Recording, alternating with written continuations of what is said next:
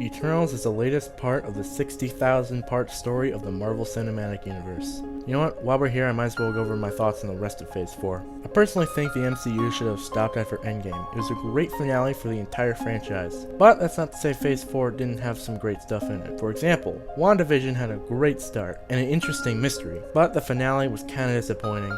But still, pretty good. I give it 4 CRTs out of 5. Falcon the Winter Soldier, I kinda forgot existed, but I remember liking it when it came out. The part I remember most is something that New Cap did. I'm not gonna give any spoilers, but I feel like they could have followed that up a bit better. But still, not bad.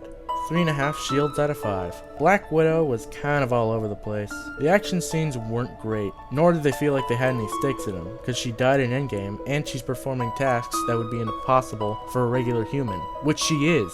But I actually liked the dialogue scenes, and the jokes were not bad. And plus, Florence Pugh is queen. A24 gang for life? 3.5 pockets out of 5. Loki was initially a dumbass concept. What happens when Loki escapes in Endgame? He immediately gets arrested and becomes a time cop. Hey, better than a space cop. But despite this show actually turned out to be really great. If you haven't watched this yet, do, because it's going to set up the next 28 billion movies, including a certain Webhead's new film.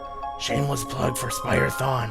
4.5 Owen Wilsons out of 5. Wow. What If was kind of all over the place as well. Some episodes I really liked, like 2, 3, 4, and 8. The rest I had pretty mixed feelings about. 6.3 universes out of 9. Shang-Chi was definitely the best thing that Phase 4 had to offer, if you don't count trailers. I'm in between this and Loki being my favorite, but this was still an absolute banger. It mixed the film styles of the East and the West together, similar to the original Star Wars. The main issue is that we see a character halfway through who was set up in a previous MCU movie. The comedy with that character was kinda mixed. Also, the third act was just your generic Marvel shit, but still pretty damn good. And hey, it single-handedly saved movie theaters. Yay. 9 rings out of 10. Alright, back to Eternals. It follows a group of immortals sent down 7,000 years ago to protect the humans from the deviants. Basically squid dogs.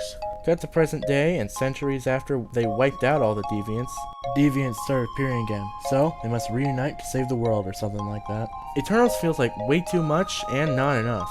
It tries to cram every single piece of exposition down your throat, while not really expanding much on the characters. I literally only remember the characters that were named after gods, or one that was a beverage. I think there should have been a 2-parter a la Dune, or maybe a Disney Plus show, so we could flesh out the characters more. The film also has a lot of flashbacks, which interrupt the flow of the story. Again, if this were a Disney Plus show, if you put these parts as cold opens, they would definitely fit better. The stakes were also way too big, in my opinion. They're fine for a build-up movie, but something just like this, where we met the characters 2.5 hours ago, not so much. I was also thinking of several other movies while watching this one. For starters, Blade Runner, because it has an opening crawl that gives exposition, with important words highlighted in different colors. I was also thinking 2001: A Space Odyssey, because the ship they fly in kinda looks like the Cube from 2001. I was also thinking The Suicide Squad, because of the themes of questioning authority. In fact, there's also a twist with one of the characters, in both movies, that are carbon copied. If you've seen both, you know what I'm talking about. I was also thinking of Neil Breen's I Am Here, ... now, because of the plot of space beings coming down to visit Earth and wipe out evil beings from the planet. Also the desert. That's a big Neil Breen location. Eternals had a lot of potential, but was initially failed by its own medium. Trying to juggle all the plot points and characters into one film ultimately caused it to be not as great as it could have been. It's definitely the weakest of Phase 4, but it's not the worst Marvel movie. I say it's worth at least one watch. I'm giving this one 3.5 broken tables out of 5.